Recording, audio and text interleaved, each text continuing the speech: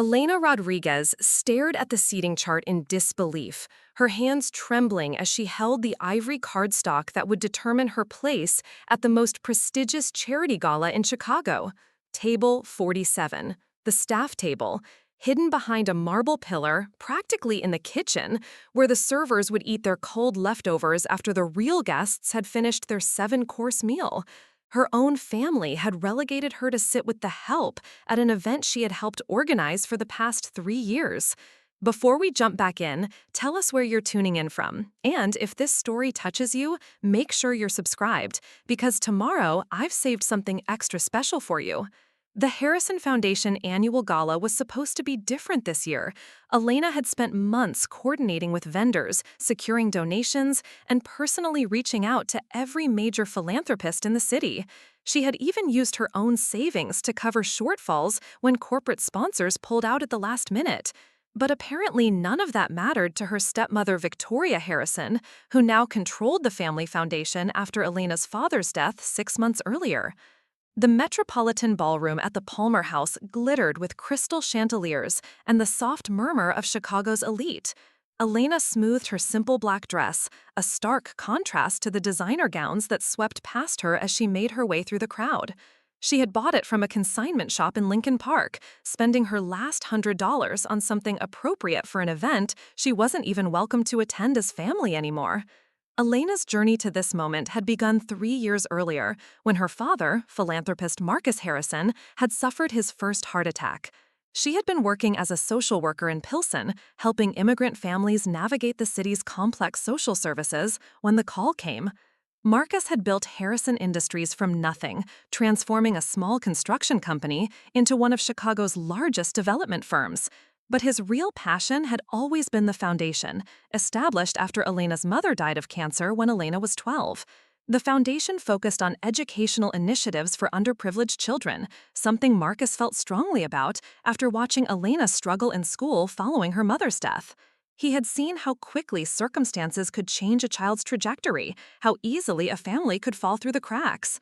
Elena had inherited that same passion, which is why she had chosen social work over the business degree her father had initially hoped for. When Marcus remarried Victoria 5 years later, the family dynamic shifted dramatically. Victoria came from old Chicago money, the kind that attended charity galas as social obligations rather than genuine commitments to change. She had 2 children from her previous marriage, twins Blake and Sophia, who were currently finishing their MBAs at Northwestern and had never worked a day in their privileged lives. Victoria had tolerated Elena's career choice initially, even seemed to support it during the early years of her marriage to Marcus. But after his death, when the foundation's board voted to make Victoria the interim director, everything changed. The first board meeting under Victoria's leadership had been a disaster. Elena had presented a proposal to expand their scholarship program to include undocumented students, something she had been working on with Marcus before his death. Victoria had dismissed it immediately, claiming it was too risky legally and would alienate their traditional donor base. The tension had escalated when Elena discovered discrepancies in the foundation's recent financial reports. Grant money that was supposed to go to after-school programs in Bronzeville had been redirected to administrative costs, which seemed to include lavish office renovations and increased salaries for Victoria and her children, who had suddenly been hired as consultants despite having no experience in nonprofit work. Elena had tried to address these concerns privately with Victoria, hoping to avoid family conflict. She had scheduled a lunch meeting at Gibson's Bar and Steakhouse, thinking the public setting would keep things civil. Instead, Victoria had arrived 30 minutes late, ordered the most expensive wine on the menu, and proceeded to lecture Elena about being ungrateful and naive. "Your father spoiled you," Victoria had said, cutting into her Wagyu beef with surgical precision. "He let you play social worker, while real people handled the business side of things. But this foundation needs to be run professionally now, not like some neighborhood community center." Elena had tried to explain her concerns about the financial irregularities, but Victoria had cut her off. "Those are strategic reallocations that you wouldn't understand. Frankly, Elena, I think you've lost perspective. You're so focused on these street-level problems that you can't see the bigger picture.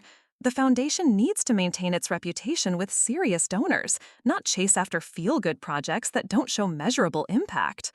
The conversation had ended with Victoria making it clear that Elena's role in the foundation would be significantly reduced. No more program development, no more direct involvement in grant decisions, and certainly no more access to financial information.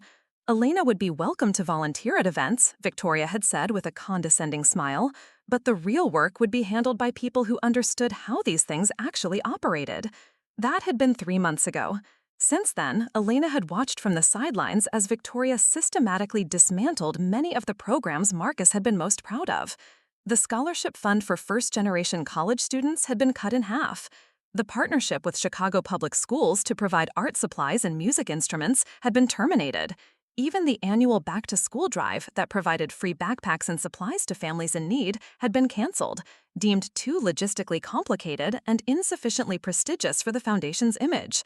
Elena had tried to maintain her volunteer role, hoping she could still make some difference from within the organization. She had shown up to every planning meeting for the annual gala, staying late to stuff envelopes and coordinate with caterers. She had personally reached out to her contacts in the social work community, encouraging them to attend and support the foundation's mission. She had even convinced 3 local news stations to cover the event, something Victoria had been struggling to arrange despite her supposed connections.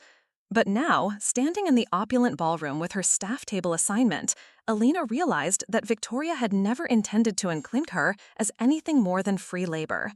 The seating arrangement made it clear where Elena stood in the new hierarchy. Table 1 held Victoria and her children, along with the mayor and several city council members. Tables 2 through 10 were reserved for major donors and corporate sponsors. Tables 11 through 30 housed the social elite of Chicago, the people Victoria was desperate to impress and cultivate for future giving. Elena's table, number 47, was tucked behind a massive flower arrangement that blocked the view of the stage. Her table mates were the event coordinator, 2 servers who had been told to sit when they weren't working, and a security guard who looked as uncomfortable in his rented tuxedo as Elena felt in her secondhand dress. The irony wasn't lost on her that she was sitting with people who were actually working to make the event successful, while the real guests enjoyed the fruits of everyone else's labor. Maria Santos, the event coordinator, was a woman Elena had worked with before on smaller fundraisers. She had immigrated from El Salvador 15 years earlier and had built a successful catering business by working 18-hour days and treating every client like family. "This is ridiculous," Maria whispered to Elena as they watched Victoria take the stage for her opening remarks. "You did more work on this event than anyone else here. I saw you here until midnight last Tuesday, folding programs by hand because they messed up the printing." Elena shrugged, trying to maintain her dignity despite the humiliation burning in her chest. It's not about recognition, it's about the kids who benefit from the foundation's work. But even as she said it, Elena wondered if that was still true. Under Victoria's leadership, the foundation seemed more focused on building its social profile than actually helping children. The grant applications that crossed Elena's desk during her reduced volunteer hours painted a different picture than the glossy brochures Victoria had printed for tonight's event. Schools were still waiting for promised funding. Community centers had been told their programs were under review. Families who had relied on the foundation's emergency assistance fund were being turned away or subjected to invasive background checks that seemed designed to discourage rather than help. Victoria's speech from the podium confirmed Elena's worst fears. She spoke eloquently about the foundation's commitment to excellence and accountability, about the need for sustainable, measurable impact in their philanthropic efforts. She thanked the major donors by name, recognizing their vision and leadership in supporting education reform. She even managed to work in several references to her late husband's legacy, though Elena noticed she carefully avoided mentioning any of the specific programs Marcus had been most passionate about. The audience applauded politely as Victoria introduced the evening's auction items: a week at a Lake Geneva estate, a private dinner prepared by a celebrity chef, box seats for the Cubs playoff games. All generous donations, but Elena couldn't help calculating how much money was being spent on these luxury experiences while Chicago Public Schools were cutting art and music programs due to budget constraints. The first hour of the auction proceeded predictably. Wealthy bidders competed for status symbols while congratulating themselves on their generosity. Elena watched from her hidden table as Blake and Sophia Harrison waved their paddles enthusiastically, spending foundation money on items they would probably never use. The Lake Geneva estate went for $15,000 to a pharmaceutical executive who already owned 3 vacation homes. The celebrity chef dinner was claimed by a real estate developer who had recently been featured in the Tribune for his controversial plans to demolish affordable housing in Pilsen. Elena found herself thinking about the families she had worked with in her previous job. Mrs. Gutierrez, who cleaned office buildings at night so she could be home when her kids got out of school, had asked Elena just last week if the Harrison Foundation still provided emergency assistance for families facing eviction. Elena had been forced to tell her that the program was being restructured, knowing that restructured was Victoria's code word for eliminated. There was also David Chen, a single father whose son had received a Harrison Foundation scholarship to attend a college prep program. The scholarship had covered not just tuition, but also supplies, transportation, and even meals for students who stayed late for tutoring. David's son had thrived in the program, raising his grades enough to qualify for several university scholarships. But under Victoria's new guidelines, the foundation would only cover tuition, leaving families to figure out the additional costs that often made the difference between success and failure. These were the stories Elena wished she could share from the podium tonight, the real impact of thoughtful, comprehensive philanthropic support. Instead, she listened to Victoria describing the foundation's work in terms of metrics and efficiency, reducing children's lives to data points and cost-benefit analyses. The auction continued with increasing energy as the alcohol flowed and social inhibitions diminished. Elena watched couples bid against each other on the same items, driving up prices in displays of competitive generosity that had more to do with ego than actual charitable commitment. She recognized several faces from her father's funeral, people who had spoken movingly about Marcus's vision and his commitment to Chicago's children. Yet none of them seemed bothered by the fundamental changes Victoria had made to his foundation. As the evening progressed, Elena found herself in quiet conversation with her table mates. The security guard, Carlos Rivera, had grown up in the same neighborhood where Elena used to work. His daughter was a junior at Lane Tech, hoping to study engineering but worried about college costs. Maria Santos shared stories about the small businesses she had helped through her catering work, immigrants like herself who were trying to build better lives for their families. These conversations reminded Elena why she had been drawn to social work in the first place and why her father's foundation had meant so much to her. It wasn't about the glamorous galas or the recognition from wealthy donors. It was about connecting with people who needed support and finding ways to provide it effectively and compassionately. But sitting at the staff table, watching Victoria command attention and applause for her vision of the foundation's future, Elena felt a growing sense of helplessness. She had tried working within the system, had attempted to be diplomatic and respectful of Victoria's position. She had hoped that patient persistence would eventually allow her to advocate for the programs and families she cared about. Instead, she found herself increasingly marginalized, treated like an inconvenient reminder of a different approach to philanthropy. The auction was winding down when Victoria returned to the podium for her closing remarks. She thanked the evening's sponsors and volunteers, though Elena noticed her name wasn't mentioned, despite the countless hours she had contributed. Victoria spoke about the foundation's bright future, about innovative partnerships and strategic initiatives that would maximize their impact on Chicago's educational landscape. Elena felt a familiar knot forming in her stomach as Victoria transitioned into what sounded like a major announcement. "Before we conclude this evening," Victoria said, her voice carrying across the ballroom with practiced authority, "I want to share some exciting news about our foundation's continued growth and evolution." The audience quieted, sensing that something significant was coming. Elena noticed several major donors leaning forward in their seats, their attention fully focused on Victoria's words. Blake and Sophia were practically glowing with anticipation, clearly aware of whatever surprise their mother was about to reveal. "As many of you know," Victoria continued, "my late husband Marcus believed deeply in the transformative power of education. He also believed in the importance of sustainable, professional management of philanthropic resources.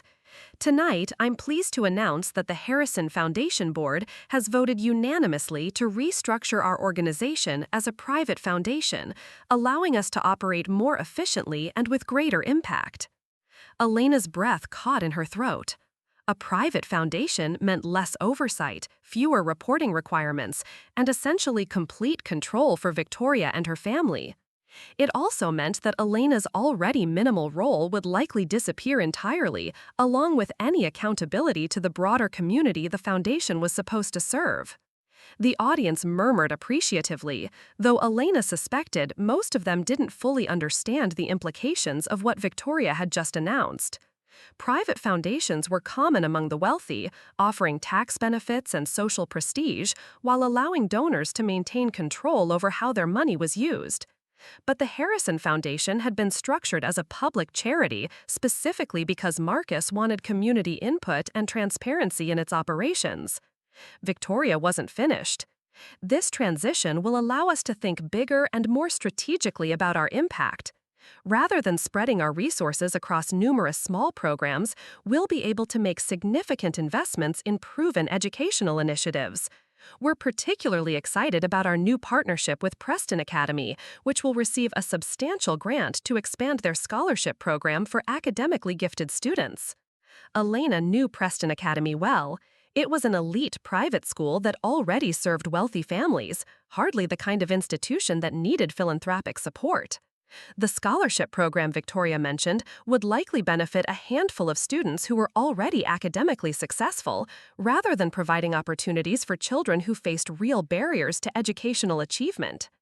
As Victoria basked in the applause for her announcement, Elena felt something shift inside her.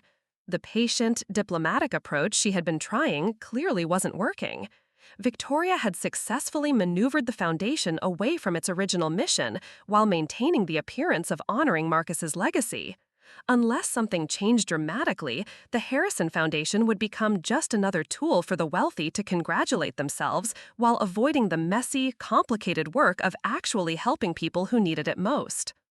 Elena excused herself from the table and walked toward the restroom, needing a moment alone to process what she had just heard. The hallway outside the ballroom was quieter, lined with portraits of previous Palmer House events and charity galas. As she passed a small alcove, she heard familiar voices and paused, recognizing Blake and Sophia Harrison's distinctive tones. "I can't believe it's finally happening," Sophia was saying, her voice bright with excitement. "Mom's been planning this restructuring for months. Once we're a private foundation, we won't have to deal with all those tedious community meetings and grant applications from random schools." Blake laughed, a sound that made Elena's skin crawl. "The best part is getting rid of Elena's pet projects. All that money going to immigrants and inner-city kids who probably won't amount to anything anyway. We can finally focus on supporting institutions that actually matter, places where our donations will be appreciated properly. Preston Academy alone will probably invite us to 3 fundraisers next year," Sophia added. "Plus, there's talk about naming opportunities if we make a big enough commitment. Can you imagine having our names on a library or auditorium?" Elena pressed herself against the wall, her heart racing as she listened to the casual cruelty in their voices. These were the people who now controlled her father's foundation, who would determine how his money was used to honor his memory. They saw the children Elena had worked with not as individuals deserving support, but as unworthy drains on resources that could be better used to enhance their own social standing. She thought about Mrs. Gutierrez's son, who had just been accepted to Illinois Institute of Technology but couldn't afford the enrollment deposit. She remembered David Chen's daughter, who wanted to become a teacher but needed help with student loan costs. These were exactly the kinds of young people Marcus had wanted to support, students who had potential but lacked the financial resources to pursue their dreams. Elena returned to the ballroom, feeling like she was walking through a fog of righteous anger and desperate sadness. The auction had concluded, and people were beginning to mingle for the evening's final networking period. She watched Victoria work the room with practiced ease, accepting congratulations at her announcement and discussing the foundation's bright future with potential donors. At the staff table, Maria Santos was gathering her things, preparing to supervise the cleanup process. "Are you okay?" she asked Elena, noticing her pale complexion and distracted demeanor. "You look like you've seen a ghost." Elena sat down heavily in her chair, staring at the auction program that lay beside her untouched dinner plate. "I think I just heard the death of everything my father worked for," she said quietly. Before Maria could respond, the evening's auctioneer, a jovial man named Richard Pemberton, who had been running charity auctions in Chicago for over 20 years, returned to the podium. "Ladies and gentlemen, if I could have your attention for just one more moment. I know we've officially concluded our auction, but I've just received word of a very special additional pledge that I'd like to announce." The room quieted again, curious about this unexpected development. Elena looked up from her program, wondering what final surprise Victoria had planned to cap off her evening of triumph. Richard shuffled through some papers on the podium, adjusting his reading glasses with a slightly confused expression. "I have to admit, this is unusual for me. Typically, all pledges are coordinated in advance, but apparently there's been some last-minute communication from our foundation office." Elena felt a strange chill run down her spine as Richard continued. "I'm told that we have an additional commitment tonight of $2 million, designated specifically for emergency educational assistance and community outreach programs." The audience buzzed with excitement and curiosity. $2 million was a substantial pledge, especially for programs that weren't part of Victoria's new strategic direction. Elena watched Victoria's face carefully and saw confusion and irritation flash across her features before she composed herself into a polite smile. Richard was still consulting his notes. "The pledge comes from the Elena Rodriguez Foundation, which apparently has been working quietly behind the scenes to support educational initiatives in Chicago's underserved communities." Elena's heart stopped. She heard her name echo through the ballroom's sound system, saw hundreds of heads turning to locate this mysterious foundation representative. Her mouth went dry as she realized that somehow, impossibly, her name was being announced as the source of a $2 million commitment she had never made and certainly couldn't afford. The confusion on Victoria's face had transformed into something approaching panic as she scanned the room, obviously trying to understand what was happening. Blake and Sophia looked equally bewildered, whispering urgently to each other while trying to maintain their public composure. Richard was still speaking, his voice carrying across the now completely silent ballroom. "I understand that Miss Rodriguez has been working extensively with local schools and community organizations, and this generous commitment represents a significant expansion of her foundation's work in partnership with Harrison Foundation initiatives." Elena felt like she was trapped in a nightmare, unable to move or speak as every eye in the room searched for her. She had no foundation, no $2 million, and certainly no partnership with Victoria's organization. Yet somehow her name was being broadcast to Chicago's philanthropic elite as a major donor, creating expectations and obligations she had no way of fulfilling. Maria Santos was staring at her with wide eyes, clearly as confused as everyone else. "Elena," she whispered urgently, "what's going on? Did you actually—" Elena shook her head frantically, her voice barely audible. "I have no idea. This has to be some kind of mistake." But Richard wasn't finished with his announcement. "Miss Rodriguez has specifically requested that her foundation's contribution be used to restore and expand the community-based programs that were such an important part of Marcus Harrison's original vision for the foundation. This includes emergency assistance for families facing educational hardships, comprehensive scholarship support for first-generation college students, and partnership programs with Chicago public schools." The audience began to applaud, a sound that felt to Elena like thunder rolling toward her from across the ballroom.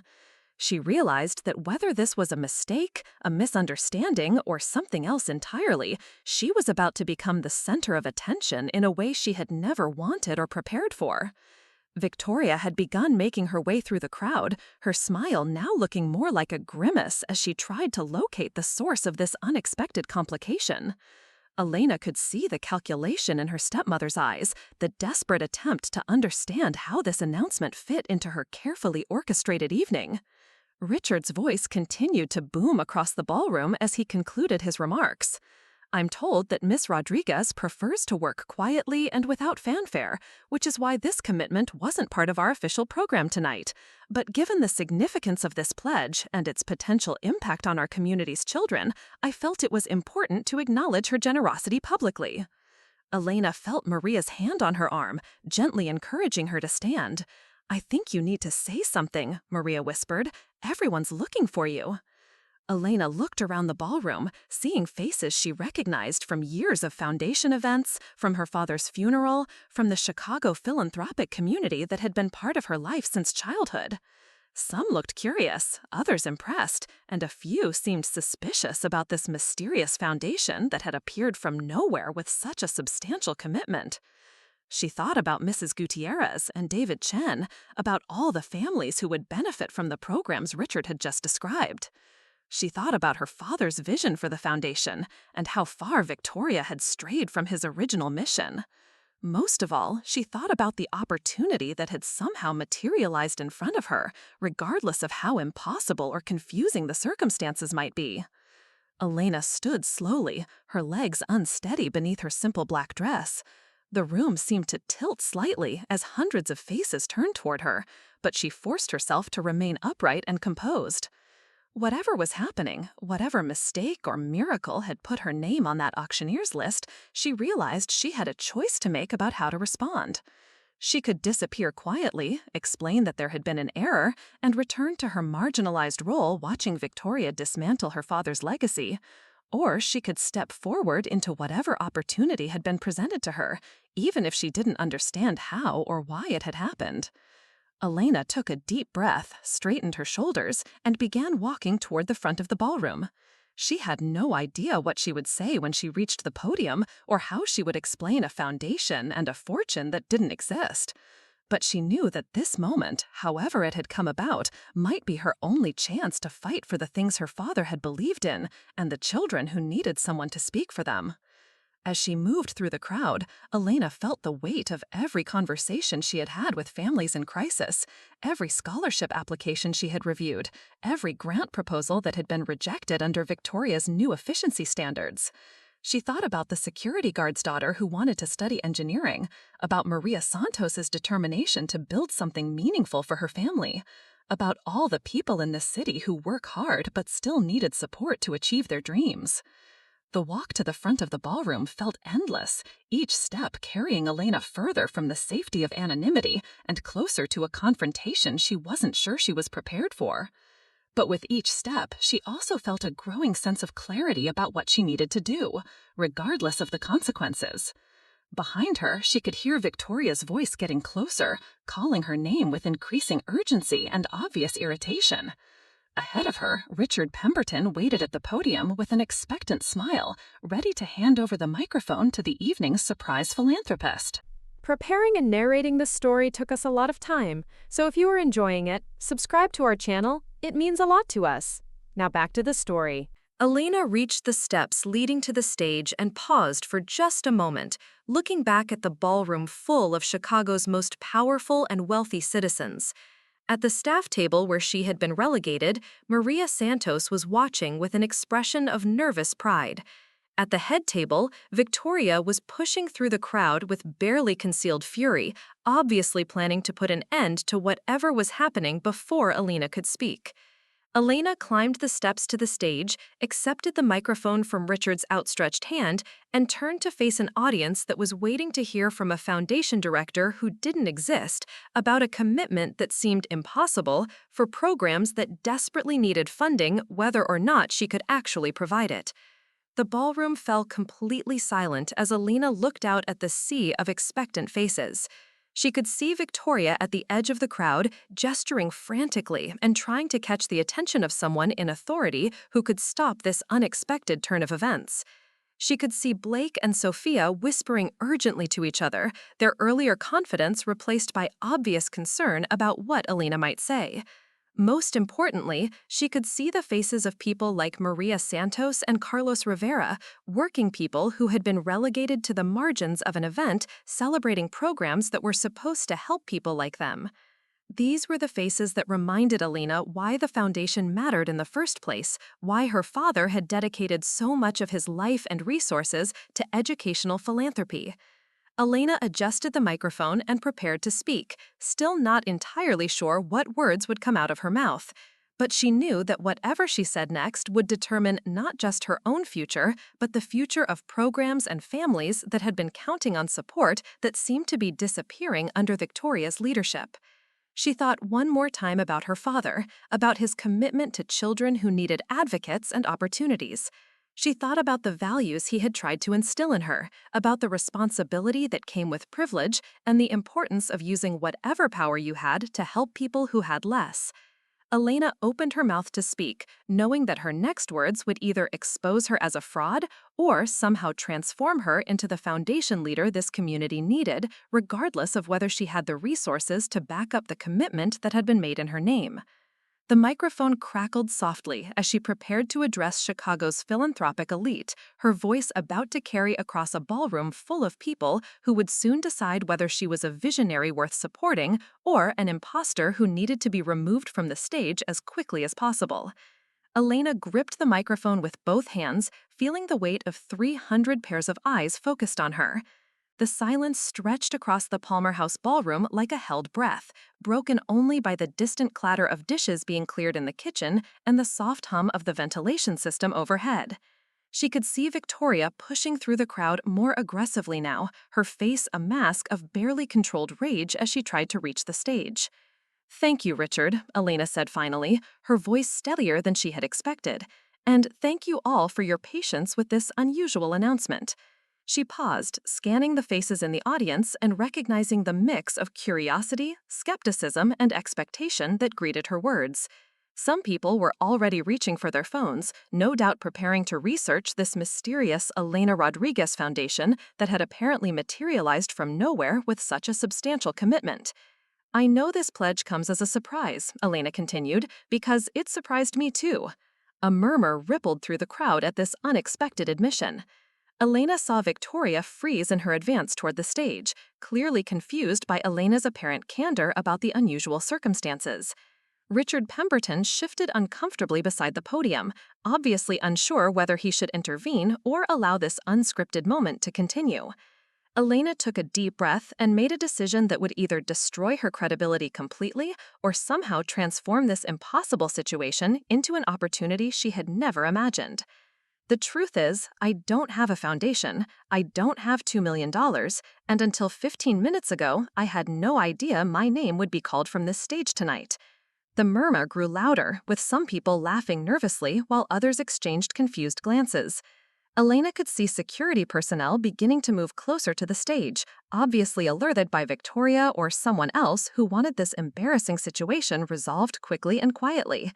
"But what I do have," Elena said, her voice growing stronger, "is 3 years of watching this foundation drift away from everything my father believed in. 3 years of seeing programs cut, families turned away, and resources redirected to initiatives that serve the wealthy rather than the children who actually need help." Victoria had resumed her push toward the stage, her face now openly furious as she realized Elena was using this platform to air grievances about the foundation's leadership. Blake and Sophia had also begun moving through the crowd, clearly coordinating with their mother to end Elena's unexpected speech as quickly as possible. "My father, Marcus Harrison, established this foundation because he understood that philanthropy isn't about making wealthy people feel good about themselves," Elena continued, her voice carrying clearly through the ballroom sound system. "It's about identifying systemic barriers that prevent children from reaching their potential and then working systematically to remove those barriers." Several people in the audience were nodding, and Elena noticed that some of the servers and event staff had stopped their cleanup work to listen. Maria Santos was standing near the staff table with tears in her eyes, clearly understanding the significance of what Elena was trying to do. "Under my father's leadership, the Harrison Foundation provided comprehensive support to students like Maria Gonzalez, whose mother worked 3 jobs to keep the family housed while Maria maintained a 4.0 GPA at Kelly High School. The foundation didn't just pay her tuition to DePaul University, it covered her books, her transportation, her meal plan, and even emergency assistance when her mother was hospitalized during Maria's sophomore year." Elena could see people in the audience beginning to pay closer attention, drawn in by the specificity of her example and the passion in her voice. She noticed several major donors leaning forward in their seats, perhaps hearing for the first time about the kind of detailed, personal support the foundation had once provided. Maria graduated last spring with a degree in education, Elena continued. She's now teaching 4th grade at Benito Juarez Elementary, where she's already identified 6 students who have the potential for academic success but lack the resources to pursue advanced programs. Under the Harrison Foundation's current leadership, those children will be ignored because their needs aren't prestigious enough to merit attention. Victoria had reached the edge of the stage area, but Elena noticed that several board members were blocking her path, apparently interested in hearing what Elena had to say. Richard Pemberton was still standing beside the podium, but he had stopped trying to reclaim the microphone and seemed to be listening intently to Elena's impromptu speech. Elena took a deep breath and made a decision that would either destroy her credibility completely or somehow transform this impossible situation into an opportunity she had never imagined. The truth is, I don't have a foundation, I don't have $2 million, and until 15 minutes ago, I had no idea my name would be called on this stage tonight. The murmur grew louder, with some people laughing nervously while others exchanged confused glances. Elena could see security personnel beginning to move closer to the stage, obviously alerted by Victoria or someone else who wanted this embarrassing situation resolved quickly and quietly. But what I do have, Elena said, her voice growing stronger, is 3 years of watching this foundation drift away from everything my father believed in. 3 years of seeing programs cut, families turned away, and resources redirected to initiatives that serve the wealthy rather than the children who actually need help. Victoria had resumed her push toward the stage, her face now openly furious as she realized Elena was using this platform to air grievances about the foundation's leadership. Blake and Sophia had also begun moving through the crowd, clearly coordinating with their mother to end Elena's unexpected speech as quickly as possible. My father, Marcus Harrison, established this foundation because he understood that philanthropy isn't about making wealthy people feel good about themselves, Elena continued, her voice carrying clearly through the ballroom sound system.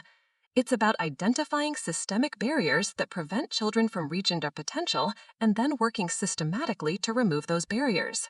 Several people in the audience were nodding, and Elena noticed that some of the servers and event staff had stopped their cleanup work to listen. Maria Santos was standing near the staff table with tears in her eyes, clearly understanding the significance of what Elena was trying to do. Under my father's leadership, the Harrison Foundation provided comprehensive support to students like Maria Gonzalez, whose mother worked 3 jobs to keep the family housed while Maria maintained a 4.0 GPA at Kelly High School. The foundation didn't just pay her tuition to DePaul University, it covered her books, her transportation, her meal plan, and even emergency assistance when her mother was hospitalized during Maria's sophomore year. Elena could see people in the audience beginning to pay closer attention, drawn in by the specificity of her example and the passion in her voice. She noticed several major donors leaning forward in their seats, perhaps hearing for the first time about the kind of detailed, personal support the foundation had once provided. Maria graduated last spring with a degree in education, Elena continued. She's now teaching 4th grade at Benito Juarez Elementary, where she's already identified 6 students who have the potential for academic success but lack the resources to pursue advanced programs. Under the Harrison Foundation's current leadership, those children will be ignored because their needs aren't prestigious enough to merit attention.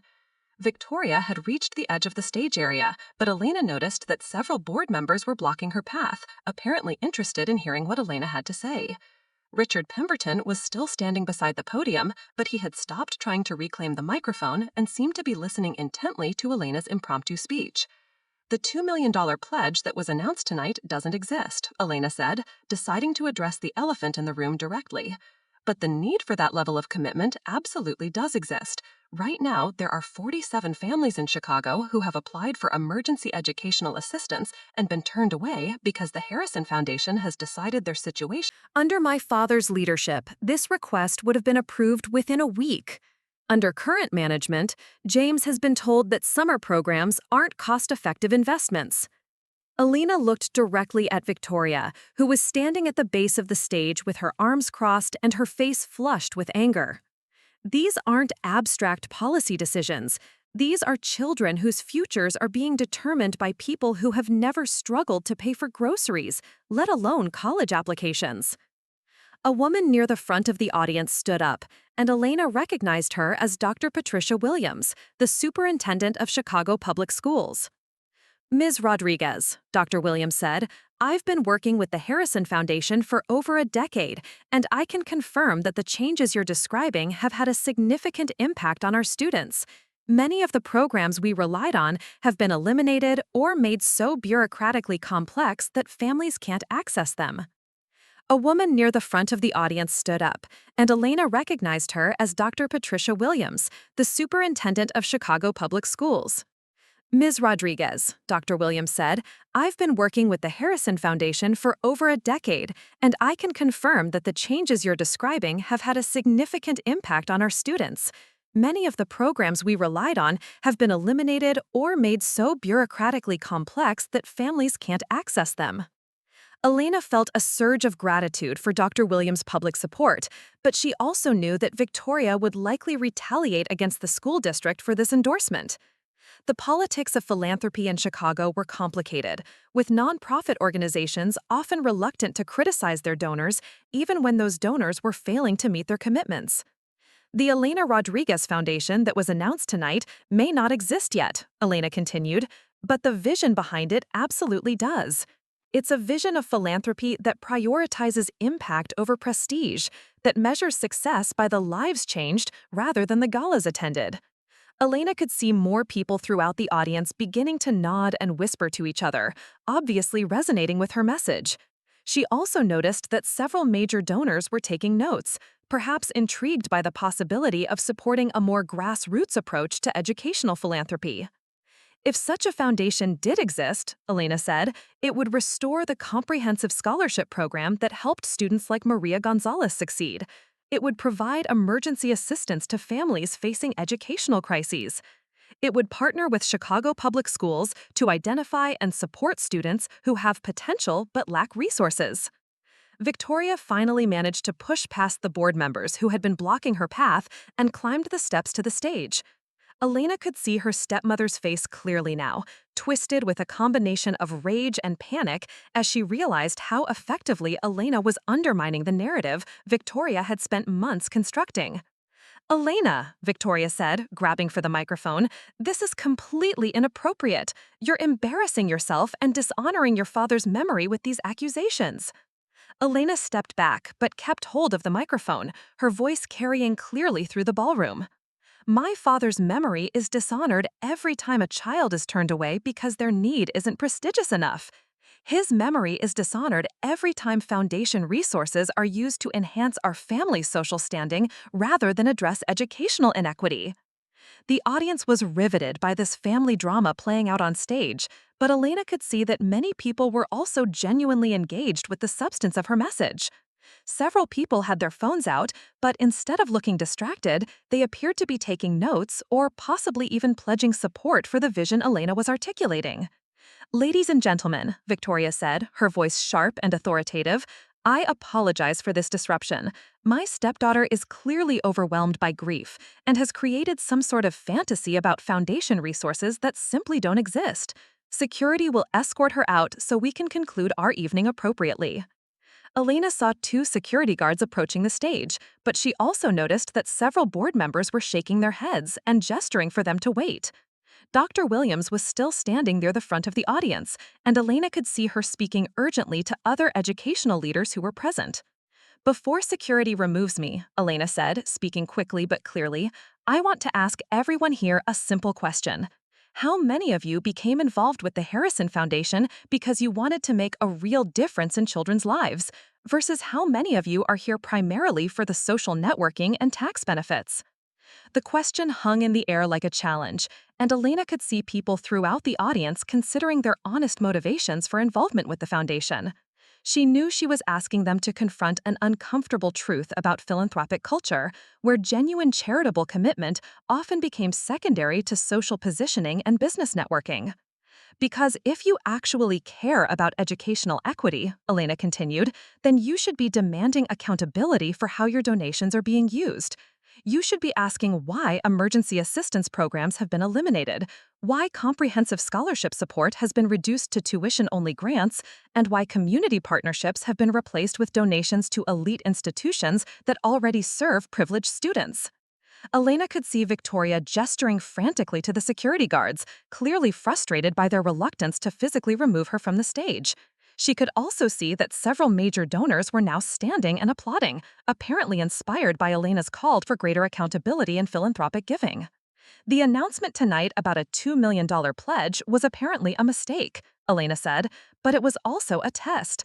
How many of you were excited about that commitment because it represented resources for children in need versus how many of you were calculating how it might enhance the foundation's social profile?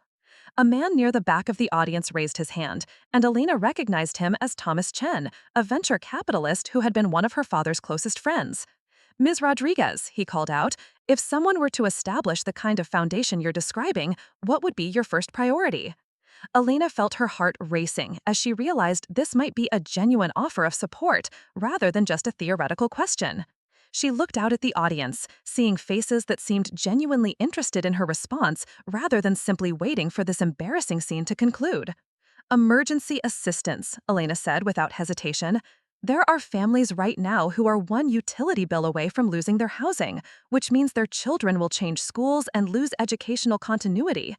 There are students who have been accepted to college but can't afford the enrollment deposits. There are kids who are academically gifted but have never had access to test prep or advanced coursework.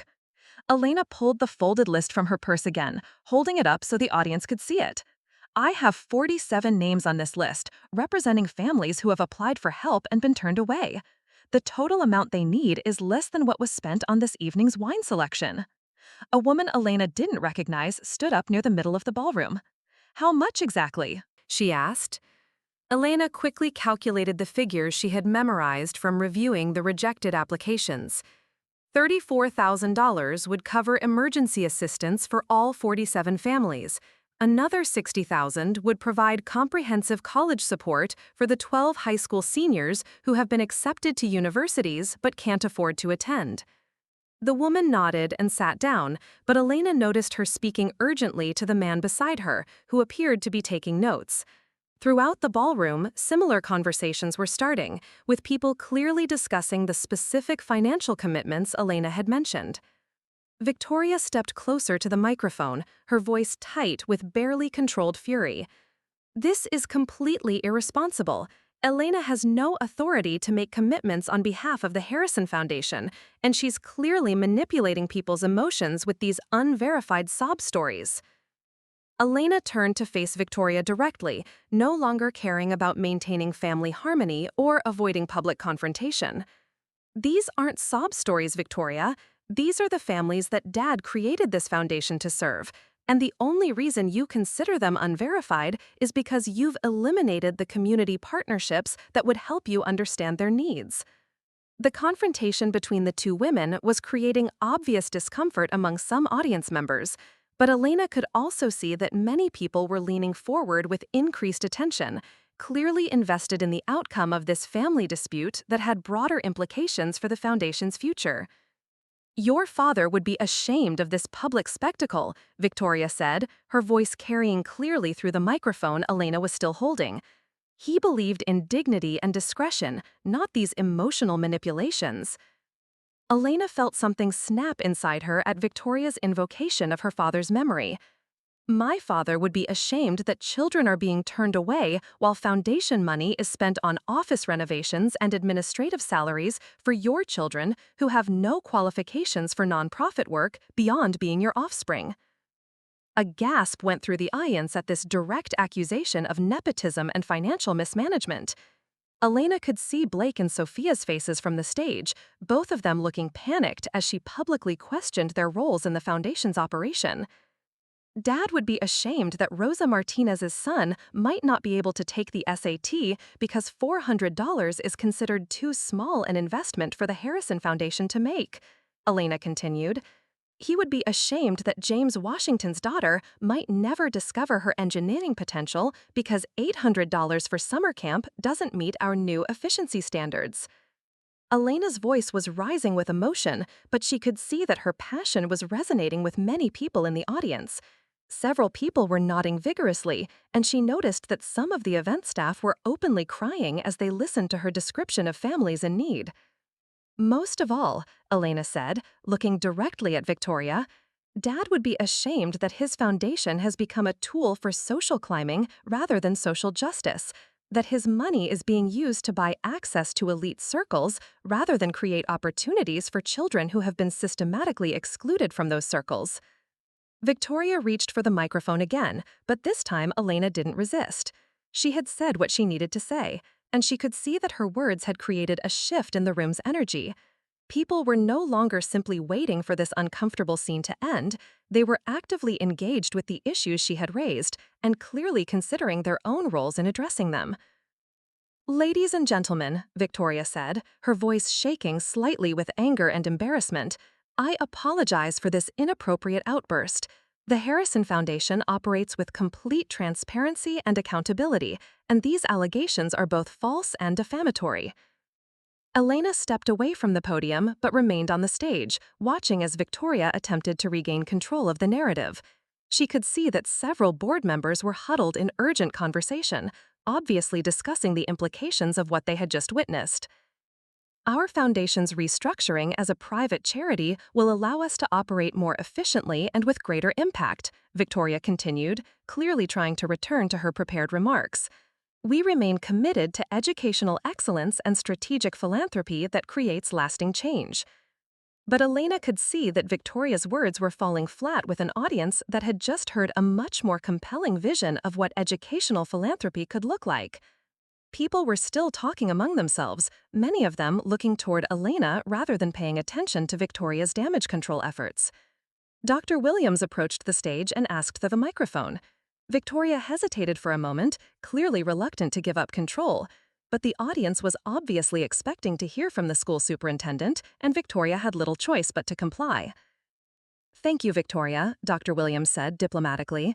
"I think what we've heard tonight illustrates the complexity of educational philanthropy and the importance of maintaining strong partnerships between donors and the communities they serve."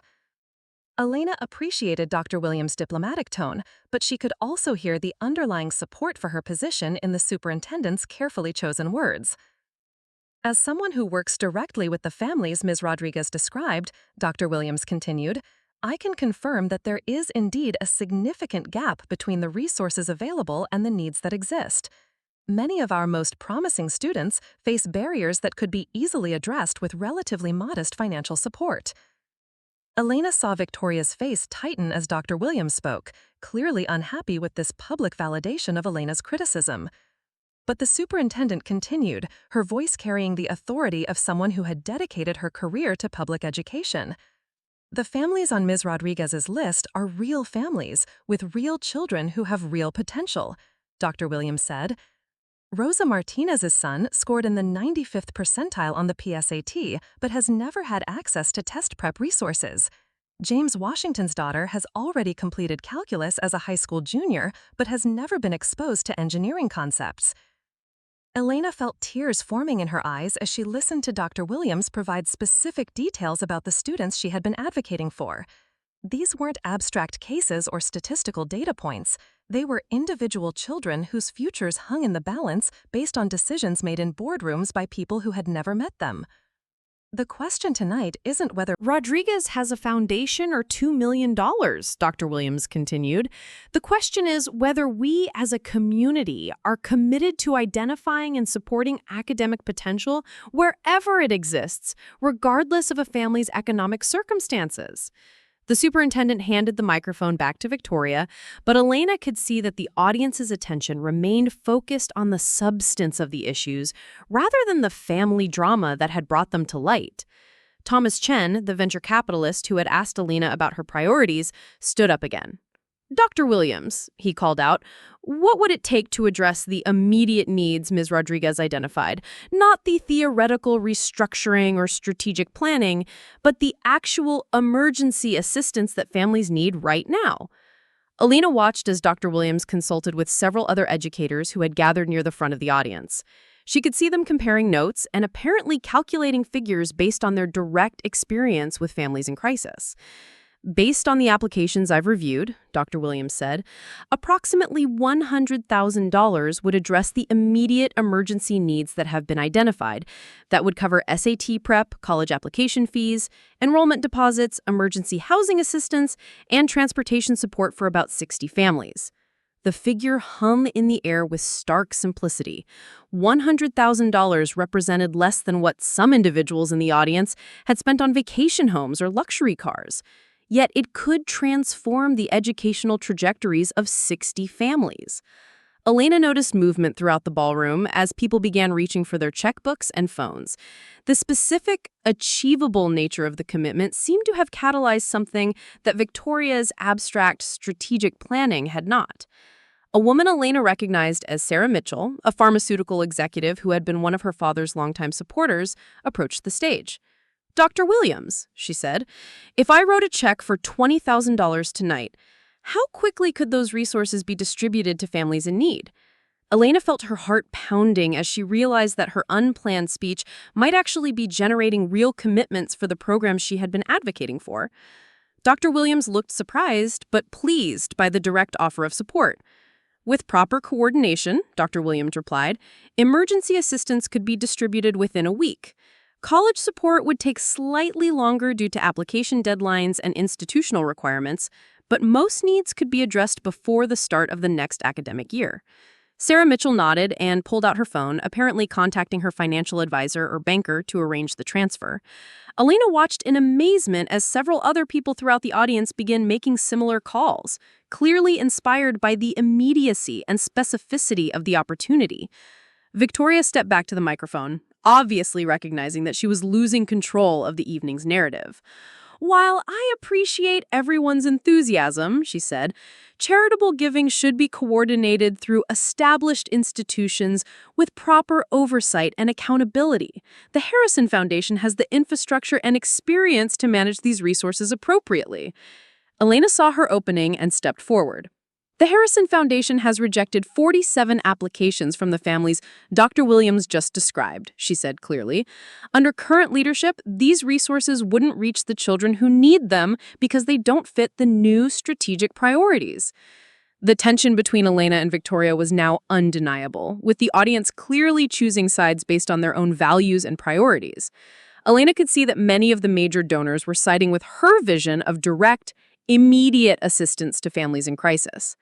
Thomas Chen stood up again, and Elena noticed that he had been taking notes throughout the evening's discussion. "Ms. Rodriguez," he said, "you mentioned that the Elena Rodriguez Foundation doesn't currently exist. What would it take to establish such an organization, and would you be willing to lead it?" Elena felt the weight of the question settle over her like a heavy blanket. Creating a foundation was a serious legal and financial undertaking, requiring significant resources and expertise she wasn't sure she possessed. But she also realized that this might be her only opportunity to create an alternative to Victoria's approach to philanthropy. "I would need initial funding for legal setup and administrative costs. I would need board members with experience in nonprofit management and educational policy. Most importantly, I would need ongoing financial commitments from donors who share the vision of comprehensive, community-based support for academic achievement." Elena paused, looking out at the audience that had somehow transformed from skeptical observers to potential partners in a venture she had never imagined. "But yes," she said, "if those resources were available, I would absolutely be willing to lead an organization dedicated to the kind of philanthropy my father believed in." Thomas Chen nodded and began writing in his notebook again. "Dr. Williams," he said, "would Chicago Public Schools be willing to partner with a new foundation focused on emergency assistance and comprehensive academic support?" Elena watched as Dr. Williams consulted briefly with her colleagues before responding. "Absolutely," she said. "We've been looking for philanthropic partners who understand that academic success requires addressing the full range of barriers students face, not just paying tuition." The conversation was gaining momentum, with more people throughout the audience beginning to engage with the practical details of creating an alternative foundation. Elena could see Victoria becoming increasingly agitated as she realized that her carefully planned evening was being transformed into a referendum on her leadership of the Harrison Foundation. Maria Santos approached the stage, still wearing her catering uniform but clearly determined to participate in the discussion. "Ms. Rodriguez," she said, "my business has grown because of the community support I received when I was starting out. If this foundation becomes real, I want to contribute what I can." Elena felt tears forming again as she looked at Maria, a woman who had built her success through hard work and community support, and was now offering to help other families achieve similar opportunities. This was exactly the kind of reciprocal community engagement her father had envisioned when he established his foundation. "Maria," Elena said, "your contribution would be invaluable, not just financially, but because you understand the challenges families face when they're trying to build better lives for their children." Elena looked out at the audience, seeing faces that reflected a range of emotions, from excitement to uncertainty to obvious resistance from Victoria's supporters. But she could also see a growing consensus among many people that the evening had revealed genuine needs and realistic opportunities for addressing them. Richard Pemberton, who had been quietly observing the entire exchange, stepped forward to reclaim the microphone. "Ladies and gentlemen," he said, "I've been conducting charity auctions in Chicago for over 20 years, and I've never seen anything quite like what we've witnessed tonight." Elena held her breath, unsure whether Richard was about to support her vision or diplomatically end the discussion in Victoria's favor. "What I've seen," Richard continued, "is a community grappling with fundamental questions about the purpose and practice of philanthropy. These are important conversations, and they deserve serious consideration rather than hasty dismissal." Elena felt a surge of gratitude for Richard's measured response, which seemed to validate the significance of the issues that had been raised without taking sides in the family conflict. "I propose," Richard said, "that we conclude this evening with a commitment to continue these discussions in a more structured setting. Dr. Williams, would you be willing to coordinate a meeting with interested donors and community leaders to explore the possibilities that have been discussed tonight?" Elena watched as Dr. Williams nodded enthusiastically, clearly eager to facilitate conversations that could result in increased support for her students and schools. "Excellent," Richard said.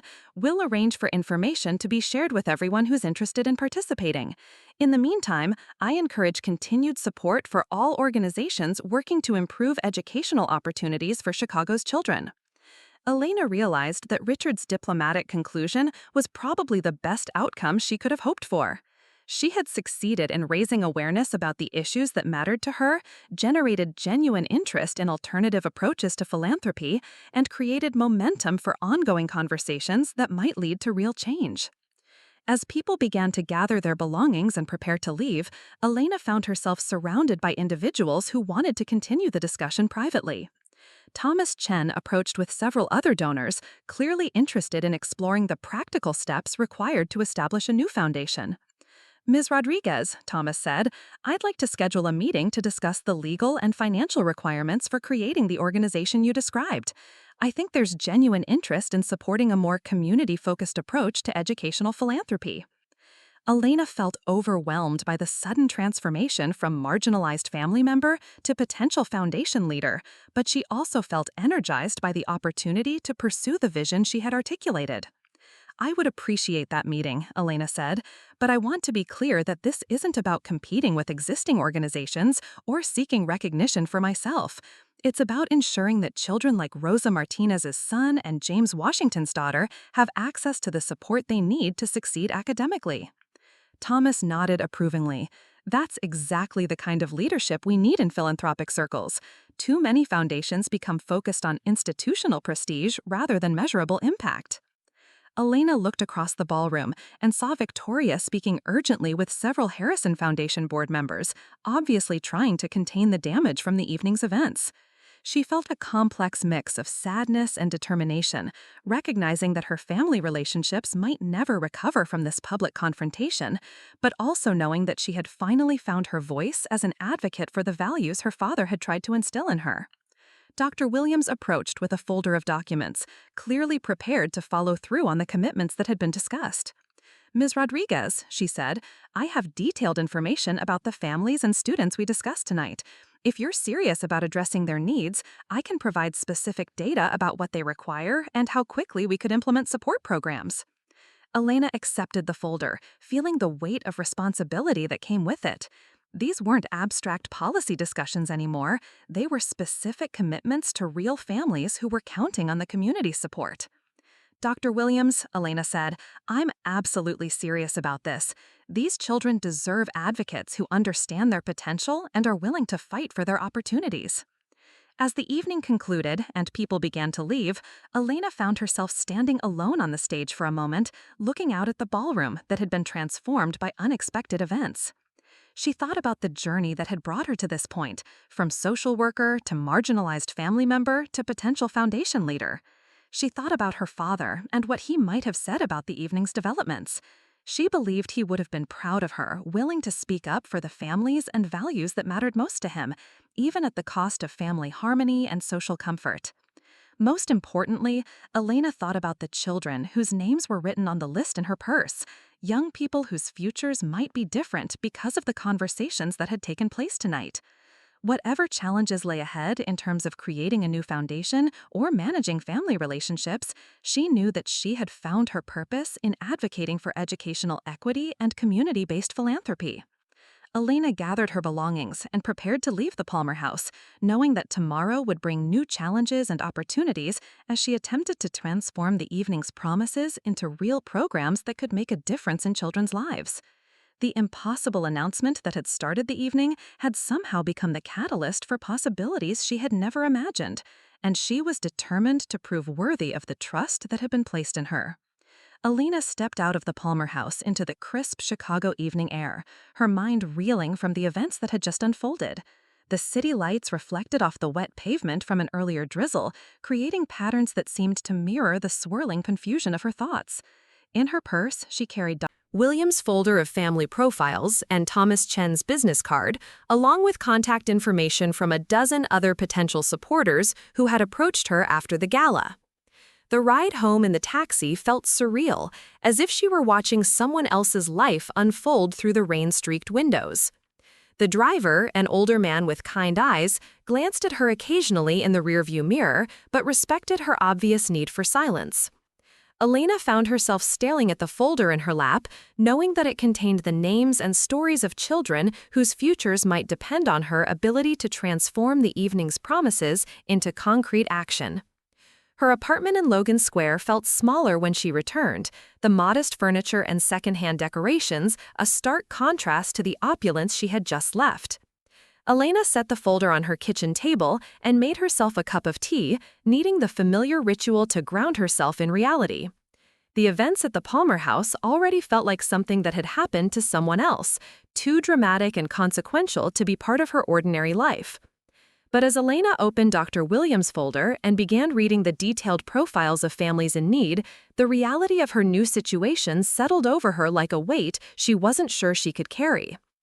Rosa Martinez's son, Miguel, was 17 years old, with a 3.9 GPA and dreams of studying computer science at the University of Illinois. His family had been in Chicago for 8 years, with his mother working as a house cleaner while his father did construction work when his back injury allowed it. Miguel had scored in the 95th percentile on the PSAT, but had never taken a standardized test prep course because the family couldn't afford the $400 fee. James Washington's daughter, Keisha, was 16 and had already completed calculus and physics at her high school, demonstrating a natural aptitude for engineering that her teachers said was remarkable. But Keisha had never been exposed to actual engineering concepts or programs because her family lived in a neighborhood where such opportunities simply didn't exist. The $800 cost for Northwestern's summer engineering camp might as well have been $8,000 for a family struggling to keep up with rent and utilities. Elena read through profile after profile, each one representing a young person whose potential was constrained not by ability or motivation, but by economic circumstances that were largely beyond their control. She thought about the contrast between these students and Blake and Sophia Harrison, who had been handed every educational advantage from birth and had still struggled to achieve basic competency in their academic programs. The unfairness of it all settled in Elena's chest like a physical ache, but she also felt something else stirring, a sense of purpose that was clearer and more focused than anything she had experienced since her father's death. These were the children Marcus Harrison had wanted to help, and Elena finally had the opportunity to honor his memory in a way that would actually matter. Her phone buzzed with a text message from an unknown number, and Elena felt her stomach tighten as she wondered if Victoria or her children were already beginning their counterattack. Instead, the message was from Thomas Chen, sent at nearly midnight despite the late hour. "Elena, I've been thinking about our conversation tonight. I'd like to schedule a meeting for early next week to discuss the practical steps for establishing your foundation. I believe we can move quickly if you're serious about this commitment. Also, I've already spoken with 3 other donors who are interested in providing initial funding. Call me tomorrow. Thomas." Elena stared at the message, reading it 3 times to make sure she had understood it correctly. Thomas Chen was offering not just advice, but actual financial support for creating the Elena Rodriguez Foundation that had been announced so mysteriously at the gala. She wondered briefly who had made that original announcement and how they had known her name, but decided that the mystery mattered less than the opportunity it had created. She spent the next hour researching the legal requirements for establishing a nonprofit foundation in Illinois, taking notes on incorporation procedures, tax-exempt status applications, and board governance requirements. The process was more complex than she had expected, but not impossibly so, especially if she had experienced advisors and adequate funding for legal assistance. Elena finally went to bed around 2 in the morning, but sleep came fitfully as her mind raced through possibilities and concerns. She dreamed about her father, standing in front of the foundation's old offices and nodding approvingly as she explained her plans for community-based scholarships and emergency assistance programs. In the dream, Marcus smiled and handed her a set of keys, telling her that she was ready to carry on his work in her own way. She woke before dawn on Saturday morning, feeling more rested than she had expected despite the short night's sleep. Elena made coffee and returned to Dr. Williams' folder, this time taking detailed notes about each family's specific needs and calculating the total costs for addressing their immediate concerns. The numbers were exactly as she had estimated the night before, approximately $100,000 to provide comprehensive support for 60 families. Elena's phone rang at 8:30, earlier than she would have expected for weekend calls, and she saw Dr. Williams' name on the caller ID. "Elena," the superintendent said without preamble, "I hope I'm not calling too early, but I wanted to follow up on last night's discussion while the momentum is still strong. I've already received calls from 4 donors who want to move forward with immediate assistance for the families we discussed." Elena felt her heart rate accelerate as she realized that the evening's promises were already beginning to materialize into concrete commitments. "That's incredible, Dr. Williams. What kind of time frame are we looking at for actually getting resources to families?" "That depends on how quickly we can establish the administrative structure," Dr. Williams replied. "If you're serious about creating a new foundation, we could probably channel initial donations through Chicago Public Schools' existing Emergency Assistance Fund while your organization gets established. That would allow us to start helping families within a week or 2. Elena found herself nodding enthusiastically, even though Dr. Williams couldn't see her. "I'm absolutely serious about this. I've already started researching the legal requirements, and I have a meeting scheduled with Thomas Chen to discuss initial funding and board development." "Perfect," Dr. Williams said.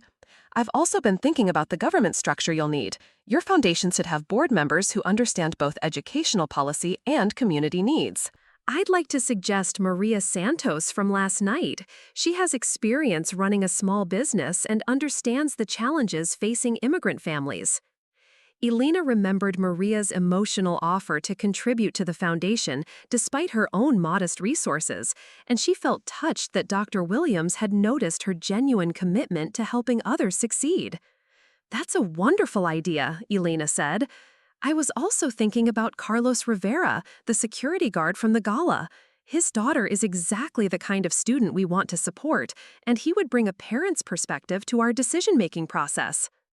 Dr. Williams agreed enthusiastically, and they spent another 20 minutes discussing potential board composition and operational priorities. By the end of the call, Elena had a clear sense of the next steps required to transform the previous night's vision into a functioning organization. Elena spent the rest of Saturday morning making phone calls and researching, feeling energized by the concrete progress she was making toward establishing the foundation. She contacted a nonprofit attorney who specialized in foundation development, scheduled meetings with potential board members, and began drafting mission statements and program descriptions. Around noon, her phone rang with a call from a number she didn't recognize, and Elena hesitated before answering, wondering if this might be Victoria or one of her allies calling to intimidate or threaten her. Instead, the voice on the other end was warm and unfamiliar, belonging to a woman who identified herself as Jennifer Walsh from the Chicago Tribune. "Ms. Rodriguez," she said, "I was at the Harrison Foundation Gala last night, and I'd like to interview you about your plans for educational philanthropy. I think our readers would be very interested in your story." Elena felt a moment of panic at the idea of media attention, but she also recognized that publicity could help her raise awareness and support for the foundation she was trying to create. "I'd be happy to speak with you," she said, "but I want to be clear that this isn't about personal recognition or family conflicts. It's about creating opportunities for children who have been overlooked by traditional philanthropic approaches." Jennifer Walsh assured Elena that she was interested in the substance of her philanthropic vision rather than the family drama, and they scheduled an interview for the following week after Elena had time to formalize her plans and establish the legal framework for her foundation. The rest of the weekend passed in a blur of planning and preparation, with Elena working almost constantly to develop the infrastructure required for launching her organization. She drafted bylaws, researched grant-making procedures, and created detailed budgets for the program she wanted to implement. On Sunday evening, Elena received an unexpected visitor when Maria Santos knocked on her apartment door, carrying a bottle of wine and a folder of her own documents. "I hope you don't mind me stopping by," Maria said, "but I wanted to discuss the foundation work while I had some free time. I've been thinking about this all weekend, and I have some ideas about how we can reach families who might not know about available resources."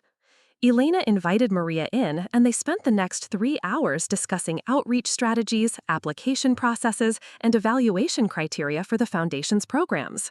Maria's insights were invaluable, coming from her direct experience working with immigrant families and small business owners who often struggled to navigate complex institutional systems.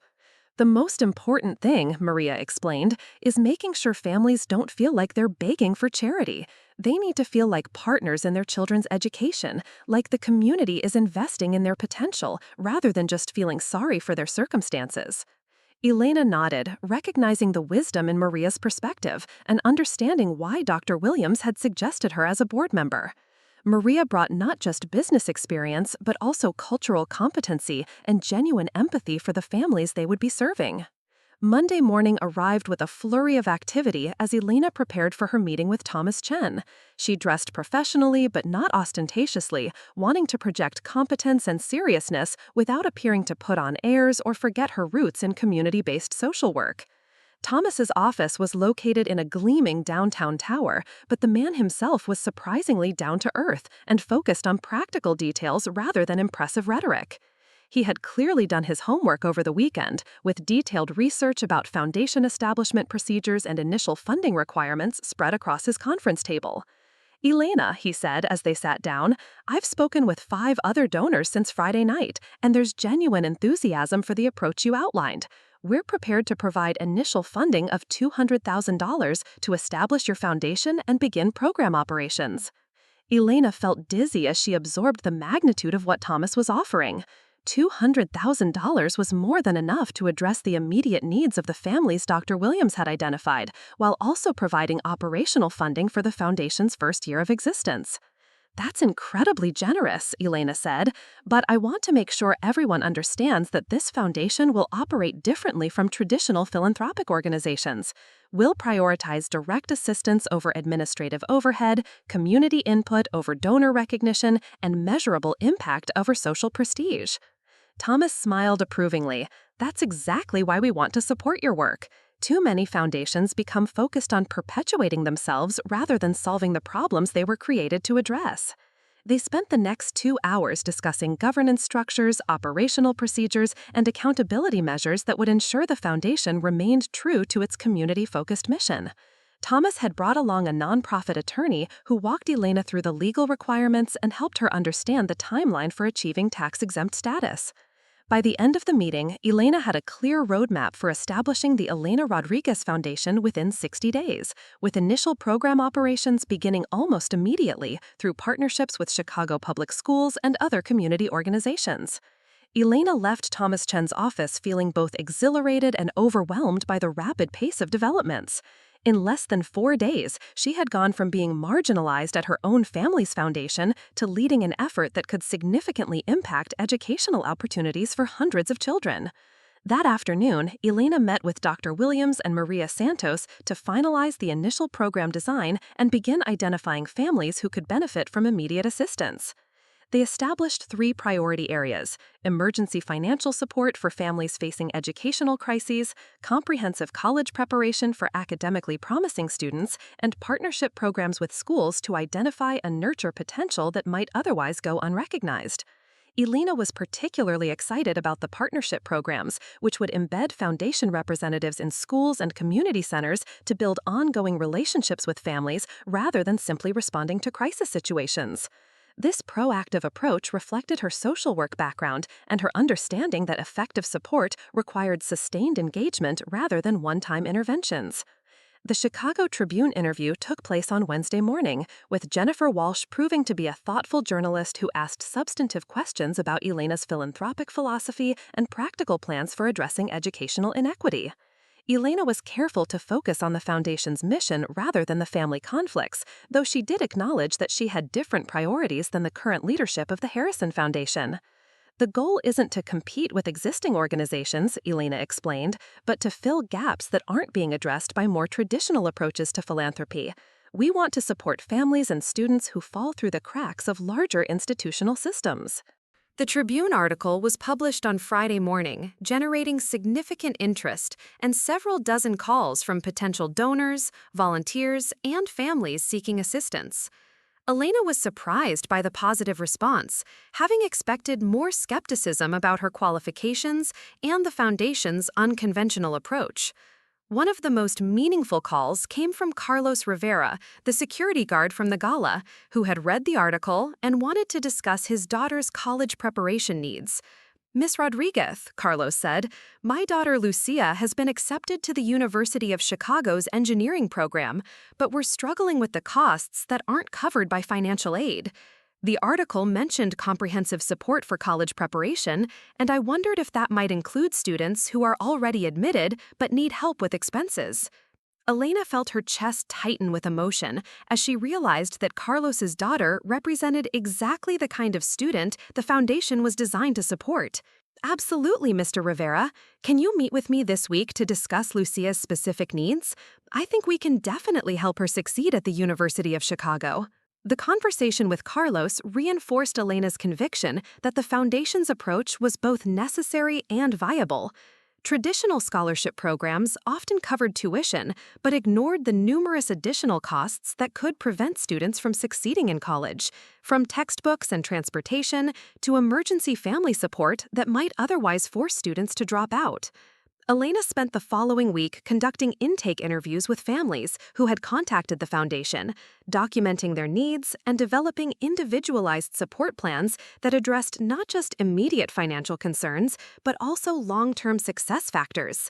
She was struck by the consistency of certain themes in family circumstances, particularly the gap between academic potential and available resources.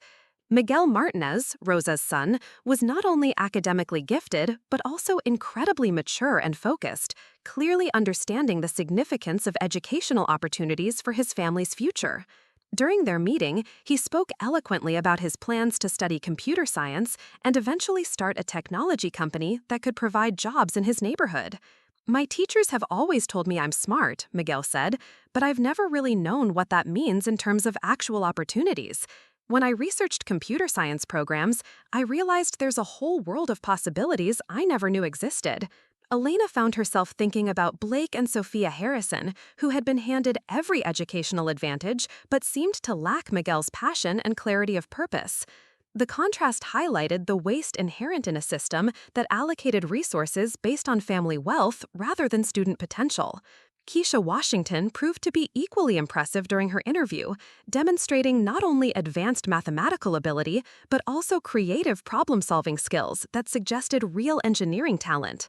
Her father, James, spoke movingly about watching his daughter work through complex problems that he couldn't even understand, recognizing her potential while feeling helpless to provide the opportunities she deserved.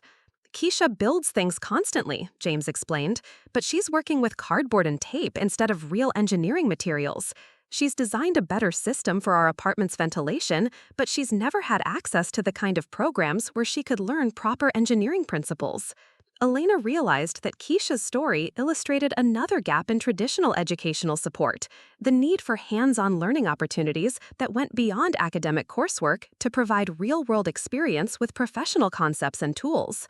By the end of her first month as foundation director, Elena had developed support plans for 43 families, distributed over $60,000 in direct assistance, and established partnerships with 6 schools and community organizations.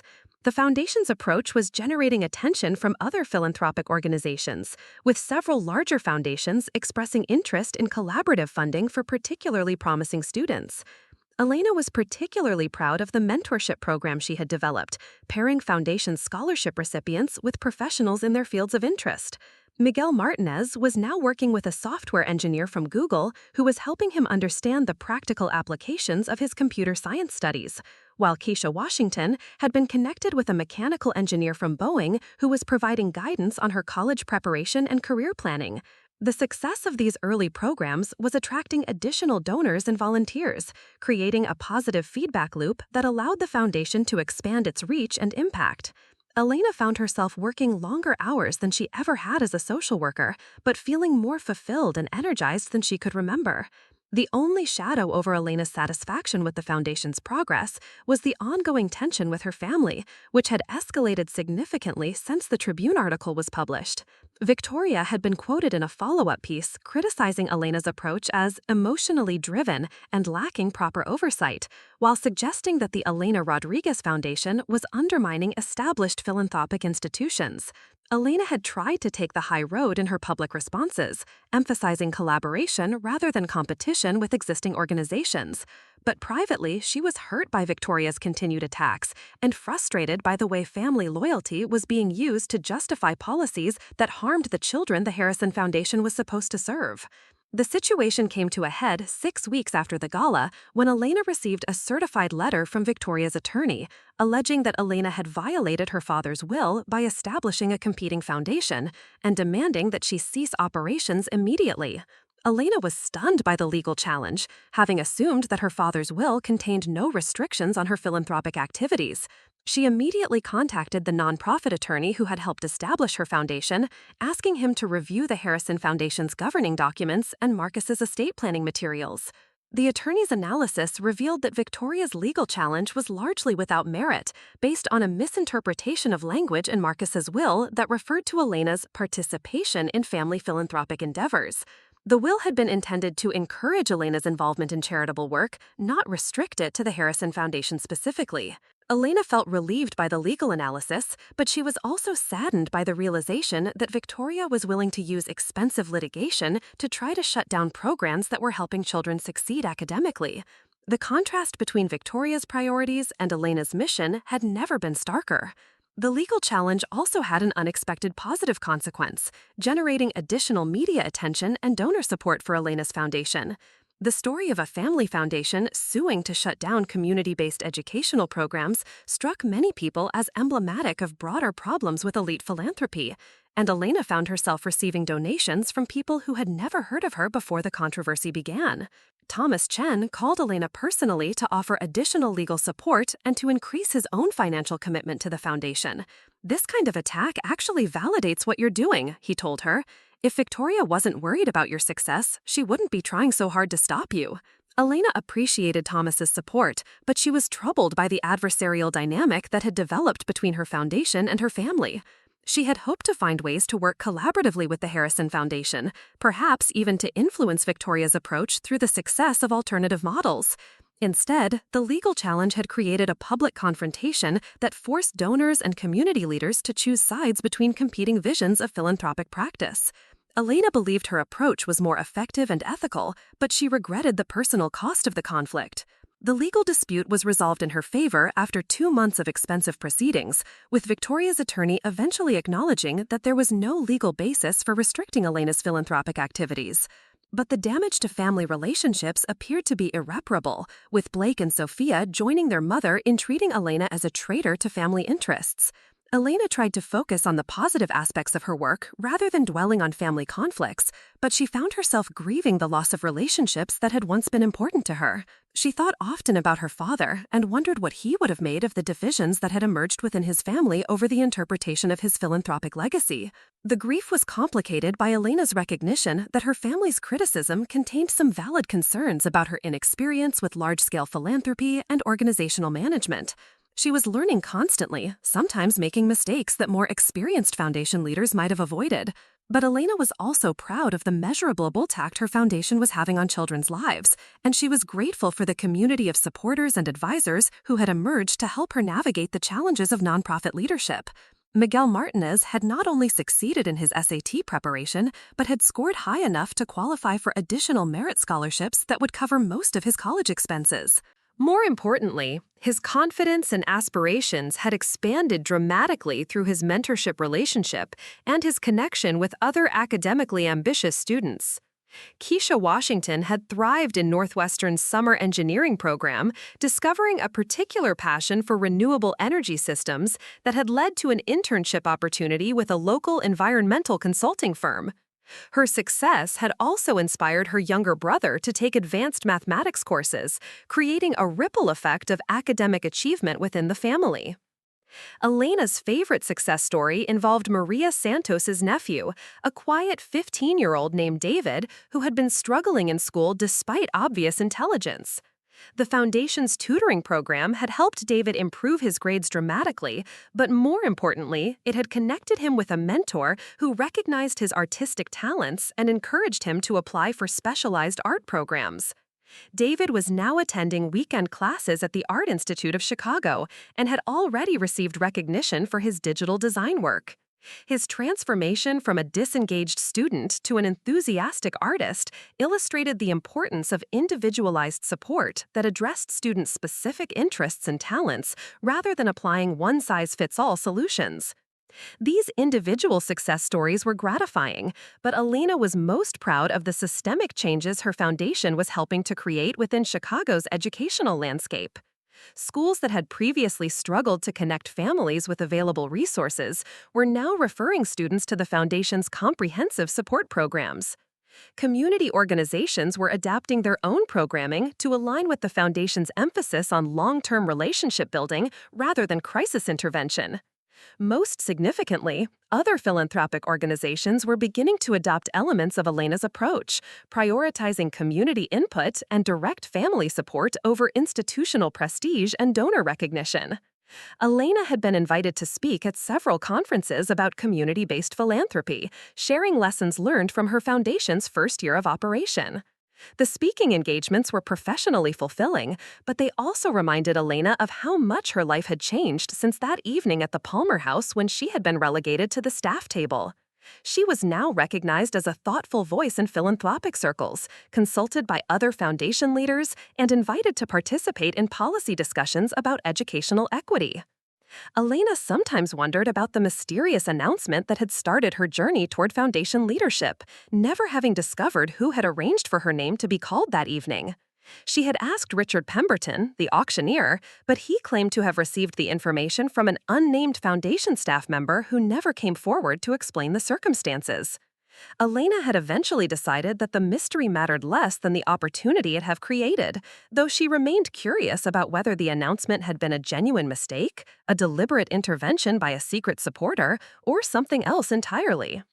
As the first anniversary of the gala approached, Elena found herself reflecting on the year of transformation that had followed that pivotal evening.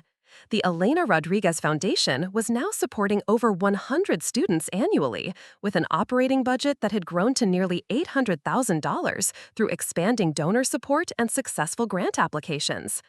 Elena had also been elected to the board of directors for the Chicago Public Education Fund, giving her a platform to advocate for systemic reforms that could benefit all students rather than just those served by her foundation. She was working on initiatives to improve college counseling in underserved schools, expand access to advanced coursework, and create more pathways for students interested in technical careers. The work was demanding and sometimes overwhelming, but Elena felt deeply satisfied by the alignment between her values and her daily activities. She was using her privileges and resources to create opportunities for young people who reminded her of her younger self, students who had potential but lacked the support systems necessary to realize their aspirations. Elena's personal life had also evolved significantly during the year, with new friendships emerging from her professional relationships and a sense of community developing around shared commitments to educational equity. Maria Santos had become not just a board colleague but a close friend, and Elena had begun dating a teacher she had met through the Foundation's mentorship program. The relationship with David Chen, who taught physics at Lane Tech and volunteered as a mentor for Foundation scholarship recipients, had developed slowly and thoughtfully based on shared values and mutual respect rather than convenience or social expectations. David understood Elena's dedication to her work and supported her ambitious goals for expanding the Foundation's impact.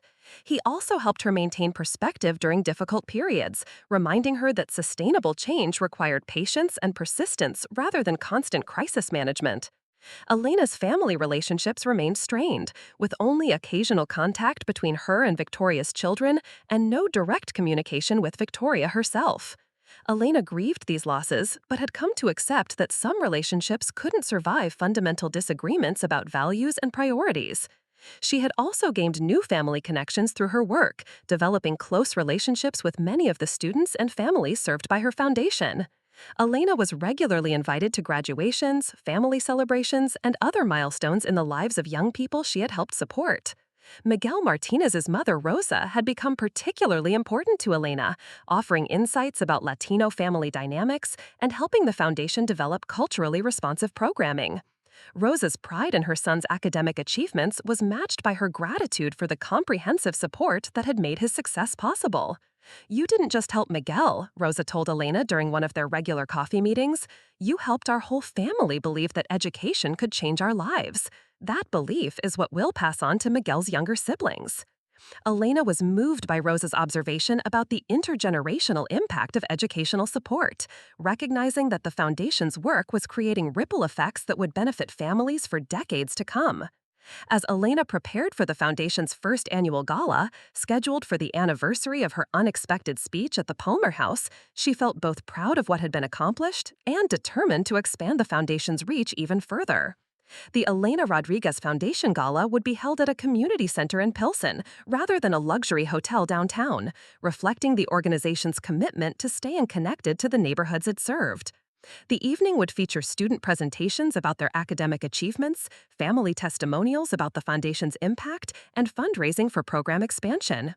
Elena had initially been reluctant to host a gala at all, worried about spending donor money on expensive events rather than direct student support. But her board had convinced her that the gala would serve important functions beyond fundraising, creating opportunities for students to showcase their talents, families to share their stories, and supporters to connect with the Foundation's mission in personal ways. The planning process had been collaborative and inclusive, with students and families playing central roles in designing the evening's program and selecting the entertainment. Elena was particularly excited about a presentation by Keisha Washington, who would demonstrate the solar panel systems she had designed during her engineering internship.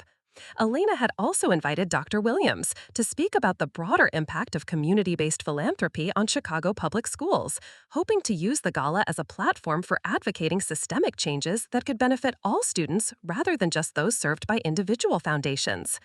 As the gala approached, Elena received an unexpected call from Richard Pemberton, the auctioneer, who had made the mysterious announcement that started her foundation journey. "Elena," Richard said, "I have something to tell you about that evening at the Palmer House, something I probably should have shared with you months ago." Elena felt her heart rate accelerate as she prepared to finally learn the truth about the announcement that had changed her life. "The information about your foundation pledge didn't come from Harrison Foundation staff," Richard continued. "It came from your father."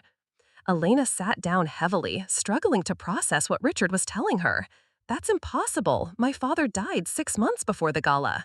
I know it sounds crazy, Richard said, but I received a letter from Marcus Harrison's attorney 2 weeks before the gala with instructions to announce a $2 million pledge from the Elena Rodriguez Foundation if certain conditions were met during the evening. Elena felt dizzy as she tried to understand the implications of what Richard was revealing. What conditions? The letter said I should make the announcement if you were present at the gala but had been excluded from meaningful participation in the evening's program, Richard explained.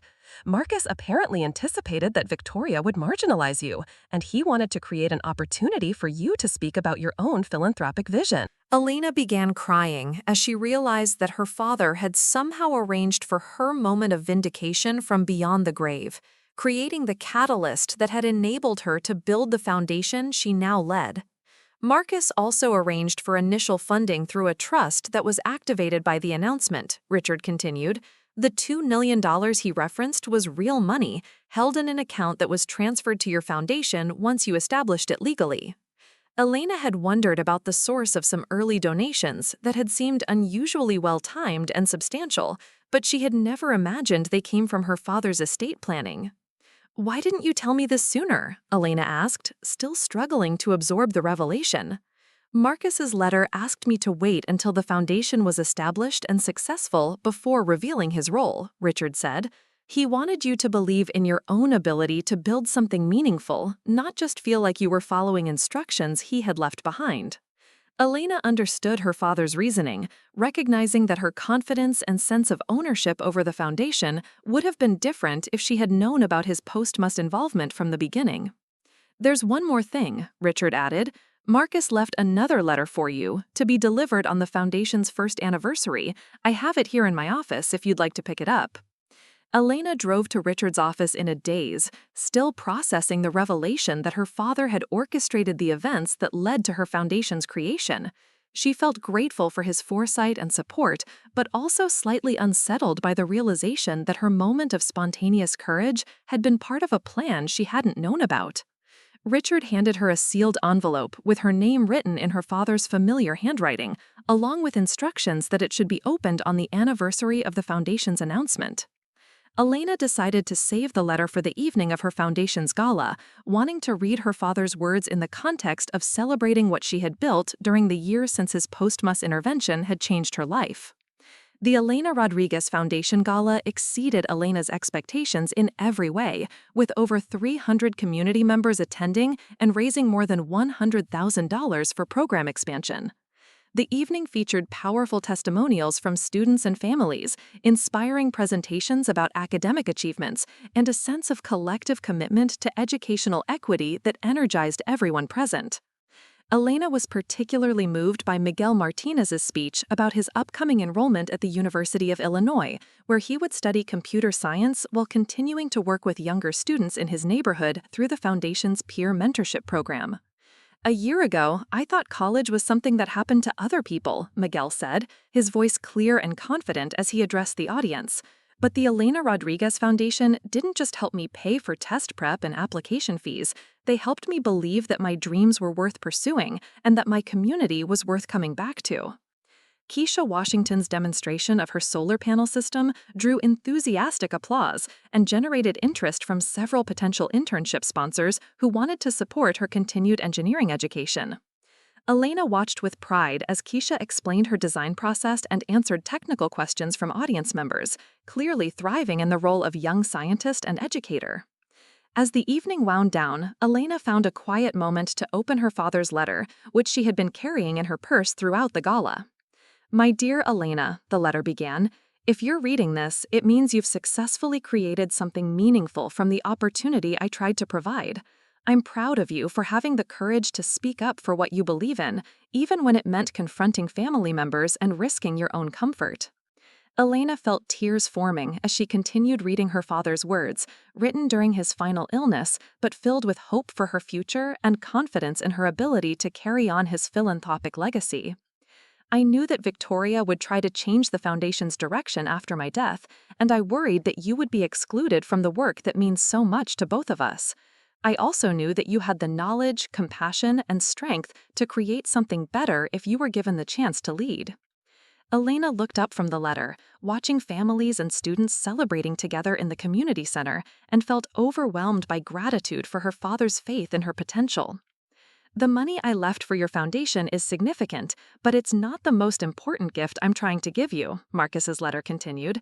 The real gift is the opportunity to discover what you're capable of when you stop trying to fit into other people's vision of who you should be and start building something that reflects your own values and dreams. Elena wiped away tears as she finished reading her father's letter, feeling his presence with her in a way that was both comforting and inspiring. She understood now that the journey from the staff table to foundation leadership had been possible because her father had seen her potential even when she hadn't recognized herself. As Elena looked around the room at the students, families, donors, and volunteers who had become her extended community, she felt deeply grateful for the mysterious announcement that had started her on this path. Whether it had been her father's plan or her own courage that mattered most, the result was a foundation that was making a real difference in children's lives while honoring the values that had always been most important to her. Elena folded her father's letter carefully and returned it to her purse, knowing that she would read it many more times in the years ahead as she continued to expand the foundation's work and impact. She had found her purpose in creating opportunities for young people like Miguel and Keisha, students whose potential was limitless once they had access to the support and resources they deserved. The evening concluded with Elena standing beside Maria Santos and Dr. Williams, watching students and families stream out of the community center with energy and hope that would carry them through another year of academic challenges and achievements. Elena knew that tomorrow would bring new applications for assistance, new opportunities for partnership, and new possibilities for expanding the foundation's reach. She also knew that whatever challenges lay ahead, she had built something sustainable and meaningful that would continue growing long after she was no longer able to lead it personally. The Elena Rodriguez Foundation had become larger than any individual, representing a community commitment to educational equity that could survive changes in leadership or funding. Elena thought about Victoria and wondered if her stepmother had read about the foundation's success in the newspapers or heard about it through Chicago's interconnected philanthropic networks. She hoped that someday Victoria would recognize the value of the approach Elena had chosen, even if they never reconciled personally. Most importantly, Elena looked forward to the years ahead, knowing that she had found work that aligned perfectly with her values and utilized her talents in service of something larger than herself. The girl who had been relegated to the staff table had become a foundation leader who was changing children's lives, and Elena knew that her father would be proud of the legacy she was building in his honor. Up next, you've got 2 more standout stories right on your screen. If this one hit the mark, you won't want to pass these up. Just click and check them out.